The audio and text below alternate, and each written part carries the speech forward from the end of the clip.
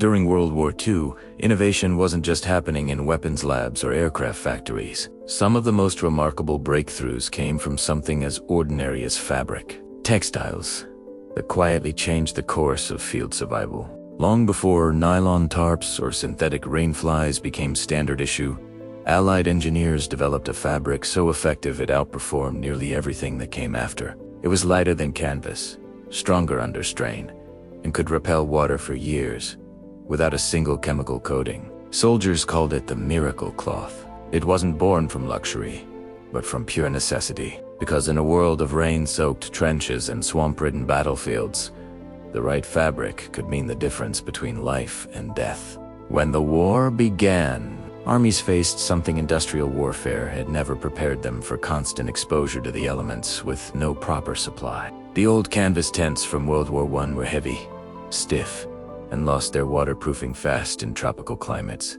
In places like Burma, New Guinea, and the Pacific Islands, one night of rain could ruin gear, spoil rations, and invite disease. Engineers needed a fabric that wouldn't rot, mold, or gain weight when wet. Something light enough to carry, strong enough to trust.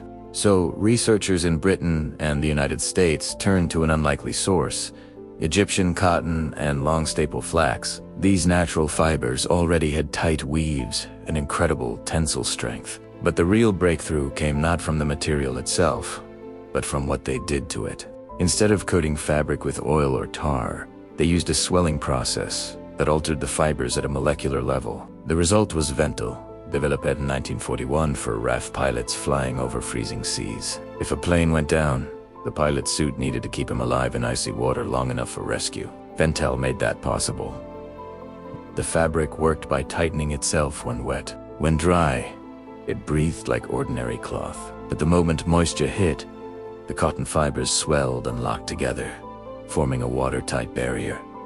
No coating to crack, no oil to wear away, just pure physics, nature's own defense mechanism woven into the weave. Tests proved that pilots wearing Ventil suits could survive in frigid Atlantic water up to 20 minutes longer than those in treated canvas. That 20 minutes often meant the difference between life and death. Soon, soldiers across multiple fronts began adapting it. Arctic troops used it for cold-weather parkas. Desert regiments wore lighter versions as dust-proof outer shells. Commandos in the jungles used Ventil ponchos that doubled as stretchers and ground covers. It even had a strange, adaptive property.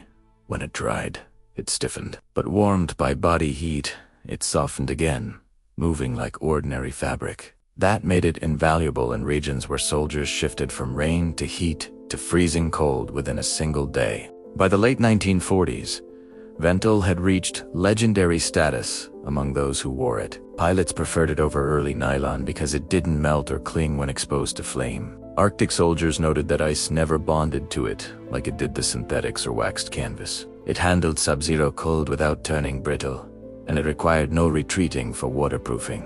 Even today, the same core fabric is used in jackets for polar explorers and serious bushcraft survivors. Quiet, durable, and tough. A material that doesn't tear, fray, or fail when nature turns hostile. What made it extraordinary was its simplicity. No plastics, no laminates, just cotton perfected through precision weaving and a deep understanding of physics. Hold a piece of authentic Ventil and it feels like fine denim. Yet its performance rivals modern shell gear. It proved that high technology doesn't always mean synthetic. Sometimes the best engineering comes from mastering what nature already provides, and remarkably, its principles can still be recreated today. Start with the densest cotton or linen you can find, around 300 to 400 threads per inch. Soak it in boiled linseed oil mixed with a touch of beeswax, about 10 parts oil to 1 part wax. Let it dry flattened under tension for a few days. You won't get Ventil's self-sealing reaction, but you'll achieve incredible water resistance and durability. Alternatively, use untreated canvas and apply several coats of diluted linseed oil, letting each cure fully. Over time, the fibers tighten, repel water, and remain flexible, creating a reliable, long-term tarp or ground sheet. The key isn't just waterproofing, it's finding balance. Breathability, strength, and adaptability. Exactly what World War II engineers mastered under unimaginable pressure. In a survival setting, even a small section of this treated cloth can serve countless uses. A ground sheet, windbreak, gear wrap, or emergency poncho. It's sustainable, repairable, and if stored properly, can last for decades. The story of this forgotten World War II fabric, IT. Just about textile innovation. It's about problem solving in the harshest conditions. Every thread represents a moment when necessity forced creativity, when comfort was replaced by endurance, and survival was engineered from the simplest materials on Earth. Today, Vental and similar high-density cotton fabrics still serve in military flight suits and expedition gear, and yet, most people have never heard of them. For historians and survivalists alike, this fabric is a rare fusion of nature and engineering.